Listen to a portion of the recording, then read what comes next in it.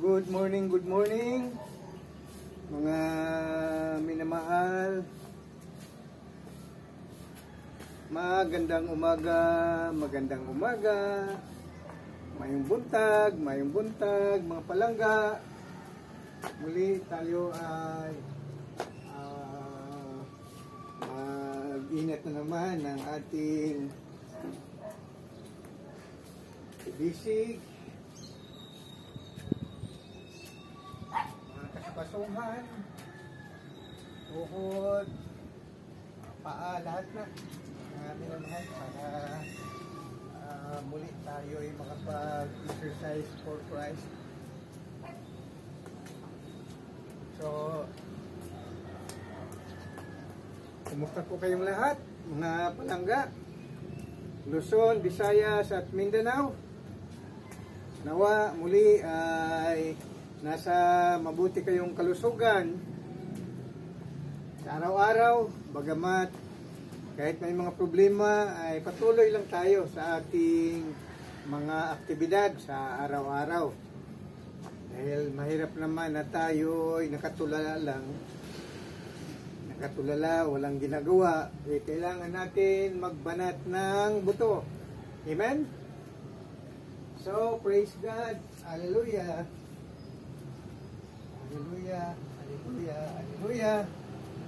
So, sa ating segment ng ating exercise for Christ ay magbasa po muna tayo ng talata ng Biblia upang may pamahagi muna natin ang salita ng Diyos.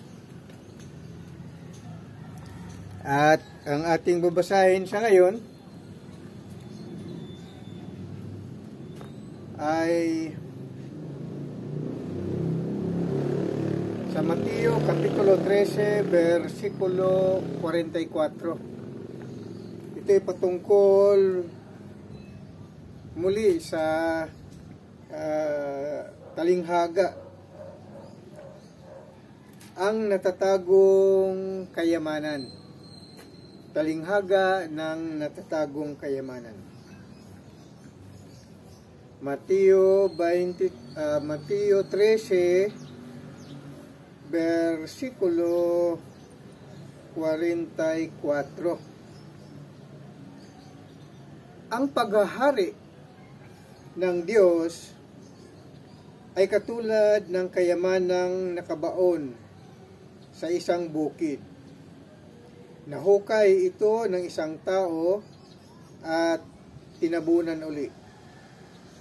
Sa laki ng tuwa, siya'y humayo at ipinagbili ang lahat ng ari-arian niya at binili ang bukid na iyon. So, itong ating talinghaga tungkol sa nakatagong kayamanan ay inihambing na naman sa ang paghahari ng Diyos ay katulad ng kayamanang nakabaon sa isang bukid. So, ang karakter natin dito ay isang taong mayaman. At dito, mapansin natin na itong tao na mayaman ay hindi kontento sa kanyang mga kayamanang tinatangkilik niya. At naghahanap pa siya ng isa pang bagay upang matugunan niya ang kanyang pagnanasa. Kung ano man yun, ay lumalabas dito na hindi siya kontento sa kanyang mga kayamanan at ibig sabihin, hindi pa kumpleto ang kanyang mga ari-arian dahil, kumbaga, naghahangad pa siya ng iba pang bagay upang mabusog siya sa kanyang mga pinapangarap So ito mga minamahal ay maaring ito ang mga damdamin ng mga mayayaman. Para bang may kulang sila na isa pa. Mapansin naman natin, di ba ang karamihan sa mga mayayaman ay maliban sa maligaya sila sa paggamit ng kanilang mga kayamanan, ay hindi pa rin sila kontento. Kulang pa rin ang kanilang kaligayahan. So, ibig sabihin, ang buhay ng mayaman ay kabalisahan. Kung tunghayan natin itong talinghaga. Kasi dapat, kung mayaman ka na, magliwaliw ka na lang eh. Marami ka ng kayamanan. Pero ito, iba. Itong mayaman, na parang may kulang pa siya sa kanyang sarili, so, naghanap pa siya ng higit na makapagbigay sa kanya ng kabusugan, makapagbigay sa kanya ng kasiyahan, na magiging kontento siya sa kanyang buhay. Na para maging kumpleto ang lahat. So, hindi niya mawari ano ang kulang na bagay na dapat niyang alamin o tuklasin. So, siya ay naglilibot sa iba't ibang lugar na kumbaga para siyang treasure hunter, mga minamahal. Itong mayaman na ito ay para siyang treasure hunter dahil naghukay siya ng mga bagay na gusto niyang tuklasin. Minsan natagpuan niya ang isang bukid at kanyang natuklasan, nahukay niya ang kayamanang nakabaon sa bukid na yaon. So, siya ay maligaya at maring sa isipan niya ay mas mahigit pa ang halaga ng kayamanang kanyang natuklasan na nahukay niya sa isang bukid na hindi niya pagmamayari. So, sa kanyang tuwa, tinabunan niya uli ang nahukay na kayamanan at pag-uwi niya sa kaniyang tahanan ay ipinagbili lahat ang kaniyang ari-arian. At nung nakalikom na siya ng sapat na halaga, ay binili niya ang bukid na yon. So, ang katumbas ng halaga ng lahat ng kanyang kayamanan, ng lahat ng kanyang ari-arian, ay ibinayad niya, ipinagpalit niya doon sa binili niyang bukid na kung saan ay may nakatagong kayamanan na kanyang natagpuan.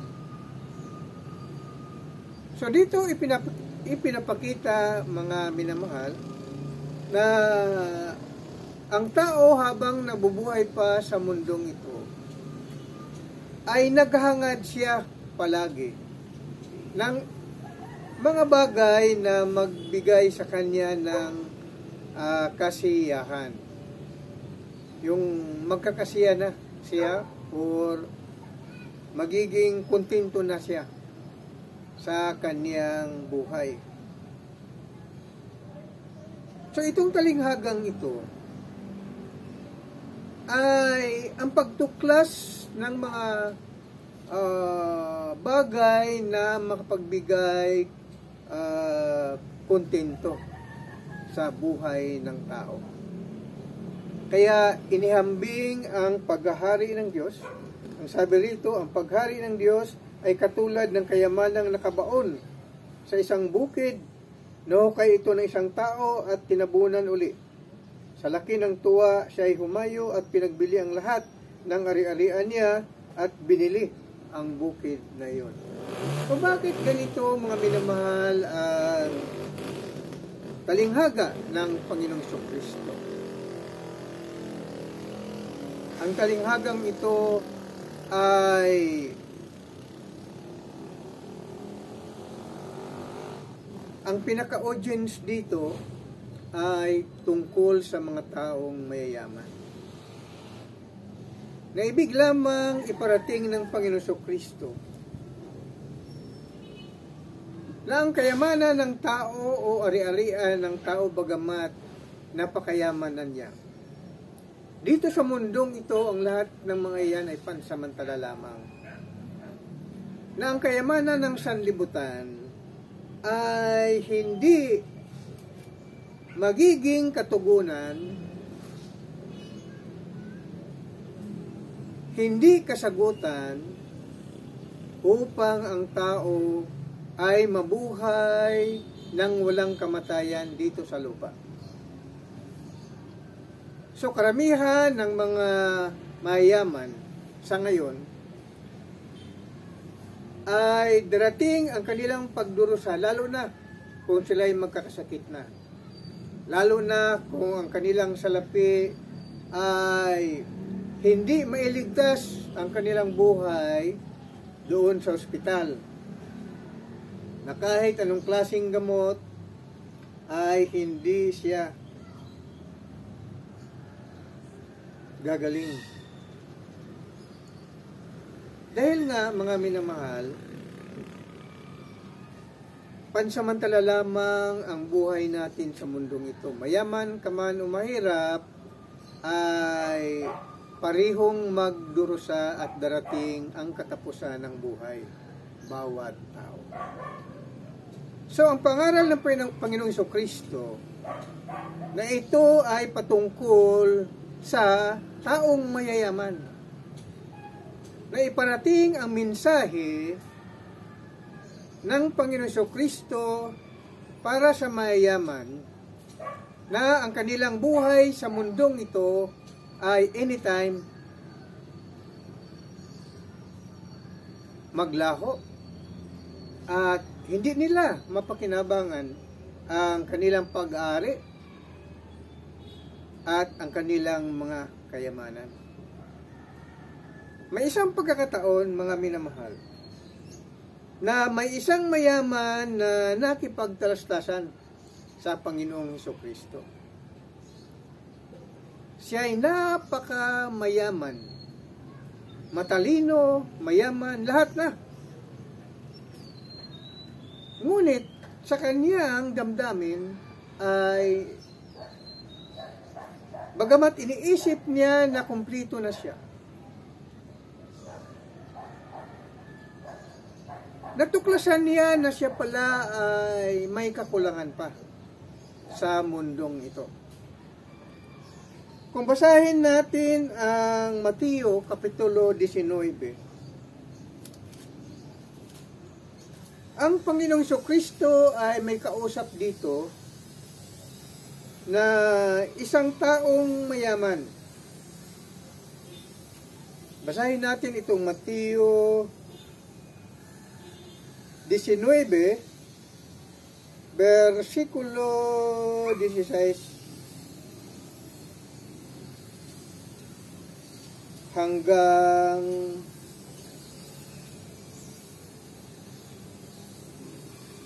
22.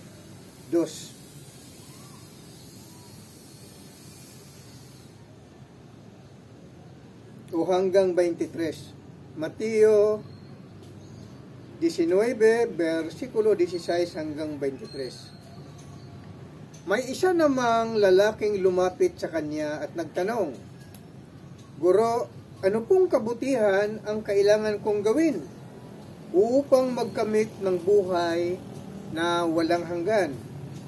Sumagot si Jesus, bakit mo ako tinatanong kung ano ang mabuti? Iisa lang ang mabuti. Kung ibig mong magkamit ng buhay, sundin mo ang mga utos. Alin-alin po? Tanong niya. Sumagot si Jesus, huwag kang papatay. Huwag kang mangangalunya. Huwag kang magnanakaw. Huwag kang magsisinungaling sa iyong pagsaksi. Igalang mo ang iyong ama at ina. At ibigin mo ang iyong kapwa gaya ng pag-ibig mo sa iyong sarili. Sinabi ng binata, tinutupad ko na pong lahat iyan. Ano pa po ang dapat kong gawin? Kung ibig mong maging ganap, humayo ka, ipagbili mo ang iyong ari-arian at ipamahagi sa mga dukha ang pinagbilhan. Kapag ginawa mo yan, magkaroon ka ng kayamanan sa langit. Pagkatapos, bumalik ka at sumunod sa akin. Sagot ni Jesus. Pagkarinig nito, malungkot na umalis ang binata sapagkat siya'y napakayaman. Sinabi ni Jesus sa kanyang mga alagad, sinasabi ko sa inyo, napakahirap mapabilang ang mayayaman sa mga pinaghaharian ng Diyos. At sinabi ko rin sa inyo, dapat pang makaraan ang kamelyo sa butas ng karayom kaysa pasakop sa paghari ng Diyos ang isang mayaman. Nagtataka ang mga alagad nang marinig ito, kaya naitanong nila, kung gayon, sino po ang maliligtas? Tinitigan sila ni Jesus at sinabi, hindi ito magagawa ng tao, ngunit magagawa ng Diyos ang lahat ng mga bagay. So dito mga minamahal, dito natin mabigyan ng lalong magandang paliwanag ang talinghaga ng nakatagong kayamanan. Na ang paghari ng Diyos ay katulad ng kayamanang nakabaon sa isang bukid, nahukay ito ng isang tao at tinabunan uli. Sa laki ng tuwa siya ay humayo at pinagbili ang lahat ng ari-arian niya at binili ang bukid na iyon. So mga minamahal, kung paghambingin natin ang talinghaga ng Mateo 13:44,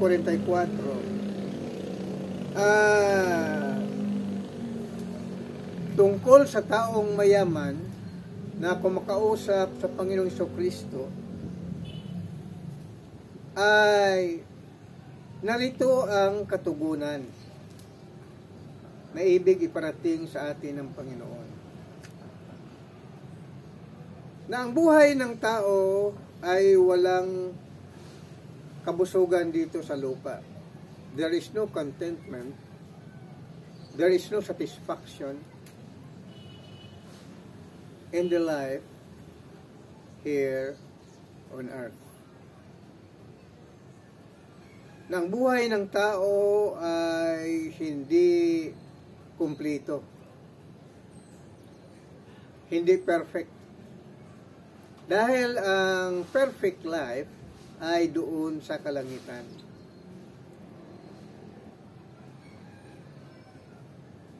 Na yung binatang lalaki, inutusan ng Panginoon Jesucristo na ipagbili niya ang kanyang lahat ng mga ari-arian at ipamahagi sa mga mahihirap, sa mga nangailangan. At nagdalawang isip. naging malungkot ang mayaman dahil kanyang pinaghirapan, pagkatapos ipagbili niya lahat ng kanyang mga ari-arian at ipamigay lamang sa mga dukha. So ang mayamang ito ay hindi pa niya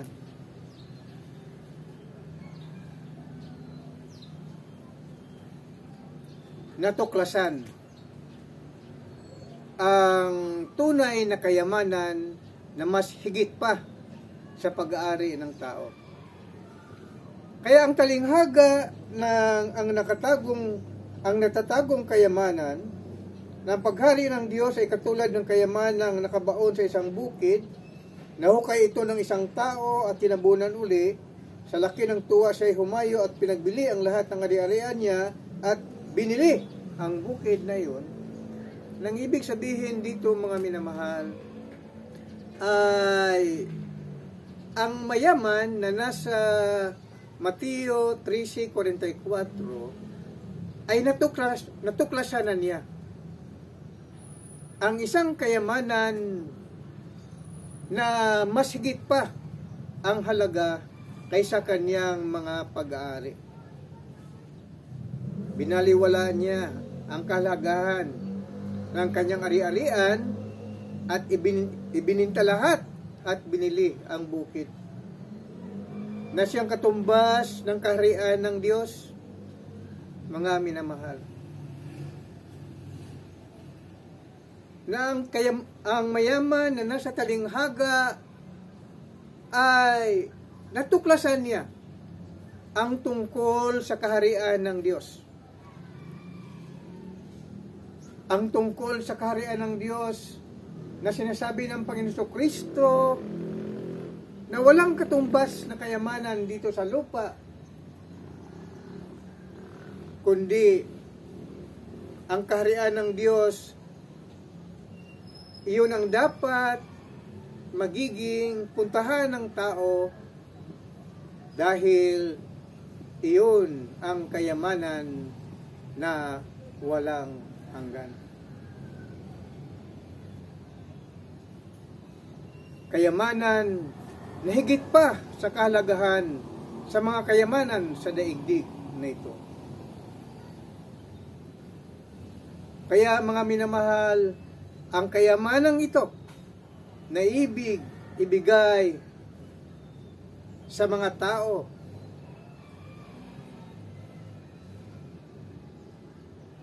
na naghangad na magkaroon ng buhay na walang hanggan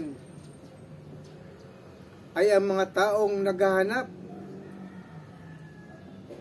ng kapayapaan sa kanilang buhay, ang mga taong naghahangad ng kaligayahan sa kanilang buhay. Ang kayamanang kanilang hinahangad ay ang kayamanang hindi maubos upang manatili silang maligaya. At katumbas niyan ay ang buhay na walang hanggan. Iyan po ang kayamanang nakabaon na dapat tuklasin ng mga tao. Ng kayamanang iyan ay hindi nakikita ng mga mayayaman sa sanlibutang ito. Ang mayamang tao na nasa talinghaga ay natuklasan na niya ang katotohanan na walang kasing halaga ang kayamanan na ibibigay ng Diyos, dahil ang kayamanan dito sa lupa ay may paglaho at mawala at pansamantala lamang. Gaano ba kahalaga, minamahal? Mga minamahal, ang kayamanan na ibigay sa atin ng Panginoong Jesucristo, ang kayamanang ito, kayamanang hindi mauubos. Pilipos, Kapitulo 4, versikulo 19.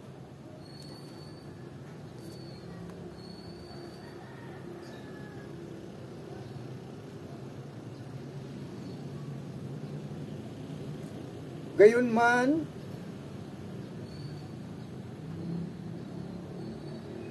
at buhat sa kayamanan niyang hindi mauubos, ibibigay niya ang lahat ng inyong kailangan sa pamagitan ni Kristo Jesus. Purihin ang ating Diyos at Ama magpakailanman. Amen.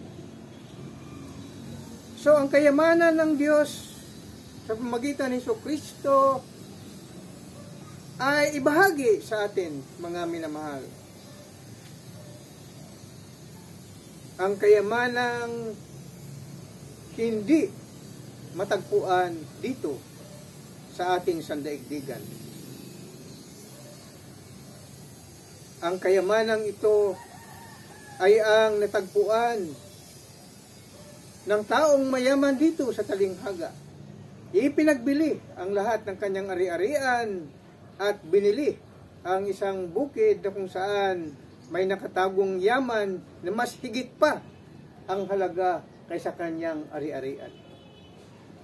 Kasabi naman ng Panginoon Jesucristo doon sa isang mayaman, upang siya ay magiging perfect o magiging ganap. Nang nagtanong yung mayaman, anong aking gagawin upang ako ay magiging perfect o magiging ganap? Upang maging kumplito ang aking buhay? Sabi ng Panginoon Kristo, ipagbili mo ang lahat ng iyong mga ari-arian at ipamigay mo sa mga duka.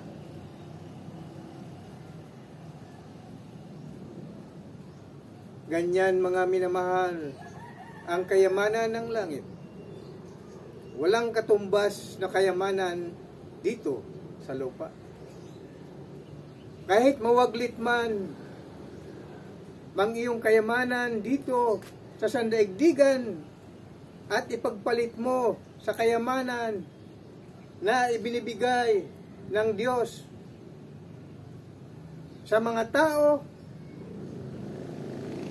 iyan po ang kayamanang panlangit na dapat ang tinin ng mga tao habang nabubuhay pa sila sa mundong ito. Ang kayamanang ito na walang katapusan, kayamanang walang pagkaubos, maging kontento ka sa lahat ng mga bagay. Kahit dito ka pa sa lupa, ay maging kontento ka na dahil nakilala mo na ang Panginoong Jesucristo, dahil ang kayamanang binabanggit ay ang buhay na walang hanggan. Mga minamahal,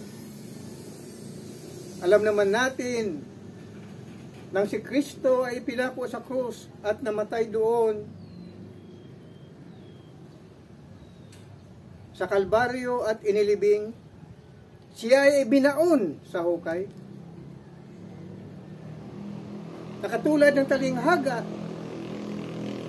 ang kayamanang ibinaon sa hukay. At ang Panginoon Kristo ay nagbangon muli sa mga patay. At nangaral ng kapayapaan, ipinangaral ang pagliligtas, ipinapangaral ang buhay na walang hanggan. Yan ang nakatagong yaman na dapat hukayin ng mga tao. Ngunit dahil, mga minamahal, ay nakilala natin ang Panginoon Kristo, na siya ay napako sa krus sa Kalbaryo, ibinaon sa hukay o inilibing, at nabuhay muli mula sa mga patay, at nangaral tungkol sa buhay na walang hanggan, ipinapangaral ang kanyang pagliligtas. Iyon ang lihim o nakatagong yaman ng Diyos na dapat nating tutuklasin, mga minamahal. Doon sa hindi pa nakakilala sa Panginoong Kristo. Ang salita ng Diyos ay kanyang nakatagong yaman, na sa magitan ng salita ng Diyos, matuklasan natin ang kahalagahan ng kayamanan sa langit. Na sinasabi nga ni Apostol San Pedro sa unang Pedro Kapitulo 1 versikulo 3 hanggang 5, ito ang ating mababasa. Na sinasabi niya, unang Pedro Kapitulo 1 versikulo 3 hanggang 5. Malaki ang ating pag-asa. Purihin natin ang Diyos at Ama ng ating Panginoong Kristo. Dahil sa laki ng habag niya sa atin, tayo'y isinilang sa isang panibagong buhay.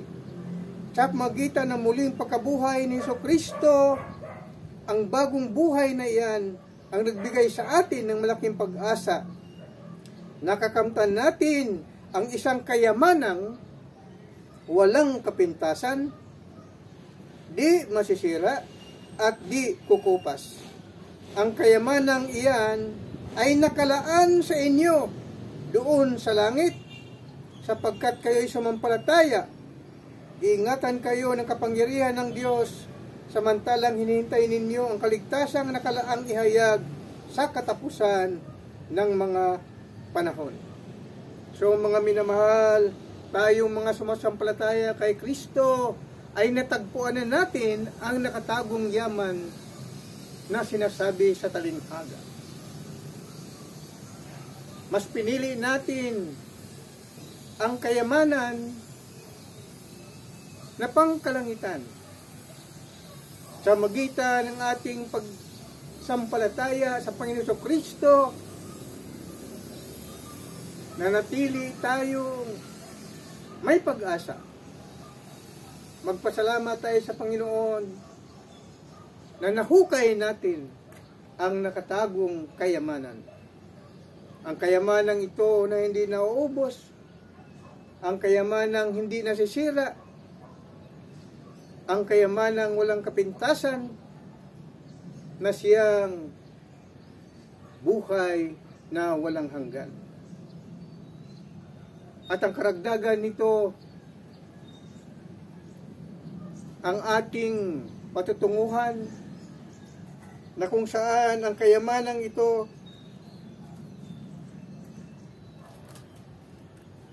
ang siyang nagbibigay sa atin ng pag-asa.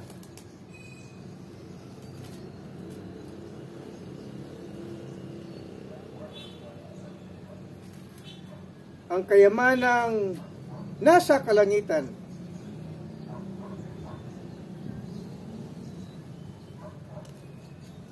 na atin ang natagpuan. Kaya nga patuloy ang ating pananampalataya sa Panginoong Kristo. Dahil nagkaroon na tayo ng bagong buhay. Ang bagong buhay na yan ang nagbibigay sa atin ng malaking pag-asa, na nakakamtan natin ng isang kayamanang walang kapintasan, di masisira at di kukupas. Ang kayamanang iyan nakalaan sa inyo doon sa langit, sa pamagitan ng ating panampalataya.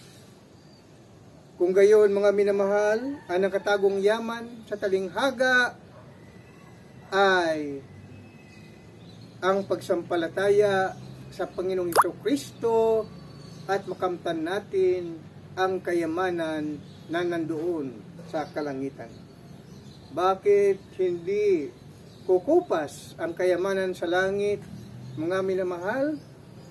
Bakit hindi masira? Bakit magiging maligaya tayo sa lahat ng panahon sa kayamanang ibinibigay sa atin ng Panginoong Kristo? Dahil kung basahin natin ang pahayag Kapitulo 21, versikulo 3 hanggang 4, ang kaharian ng Diyos ay doon natin maramdaman ang tunay na kaligayahan na walang katapusan. Iyan ang mahigit pa sa kayamanan ng sanlibutan. Sinabi sa pahayag o Revelation chapter 21 verse 3 up to 4, narinig ko ang isang malakas na tinig mula sa trono. Ngayon ang tahanan ng Diyos ay nasa piling na ng mga tao. Manahan siyang kasama nila at sila'y magiging bayan niya. Makakapiling nila ng palagian ang Diyos at siya ang magiging Diyos nila. At papahirin niya ang kanilang mga luha. Wala nang kamatayan, wala nang dalamhati, wala nang pag-iyak, wala nang sakit, sapagkat lumipas na ang dating mga bagay. Iyan, mga minamahal, ang kayamanan na kung saan ang Diyos ang naghahari. Ang pinagharian ng Diyos ay ang mga taong makamtan niya ang kayamanang panlangit upang kanilang matanggap ang walang katapusang kaligayahan, walang katapusang magandang kalusugan, wala nang dalamhati pa, ang lahat ay maligaya sa buhay na walang hanggan.